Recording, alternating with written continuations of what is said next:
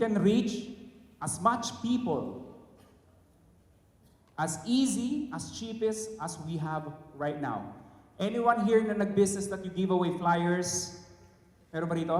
Kasang kamay? Give away like flyers? I did. Right? I did in Makati. Like, just imagine, namimigay po kami ng flyers rito. And then from that corner, nandun yung trash can. Imigay ka ng flyers rito, after 30 minutes, pumunta ka sa trash can, nandun lahat ng flyers na pinimigay mo. How about this?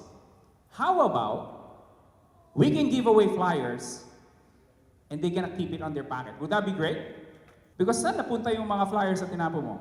Binigay mo, wala na, right? So, garbage. Now, this is what I'm talking about. This is the new flyers, my friend. Hindi nila pwedeng itapon. Gusto mo bang itapon phone mo? They won't. And many of you may not be aware that, you know, I'm gonna give you a really quick tidbits. I spend thousands of dollars on Facebook. Let's just pretend my business is right here.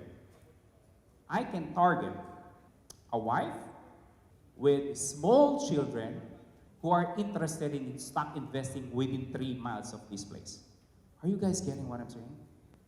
I can target, say, OFW, 45 years old, male OFW, within the 3 miles of this place. Just how powerful it is, guys. You can like target nearly anyone. I can target CEOs of the company. I can target expats. That's how powerful it is, guys. I just can't contain. Before I fly here, it's like, oh my God. Only if Filipinos. For most of you, hindi naman lahat gusto maging milyonaryo, right?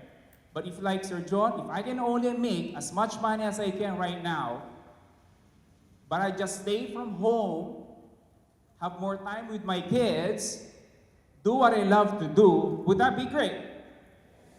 Yeah. Ang Filipinos, gano'n eh. Hindi naman lahat yan katulad ng ako na medyo, mataas yung pangarap eh. Not everyone, and that's okay. There's nothing wrong with that. But with all the traffic, how many hours yung travel time nyo? Like 2 hours one way? 4 hours? Umulan pa, payday pa, nag-sale pa si SM. So that's the thing. Wait, before you go, do not forget to click that red subscribe button below. Appreciate it. Thank you for watching.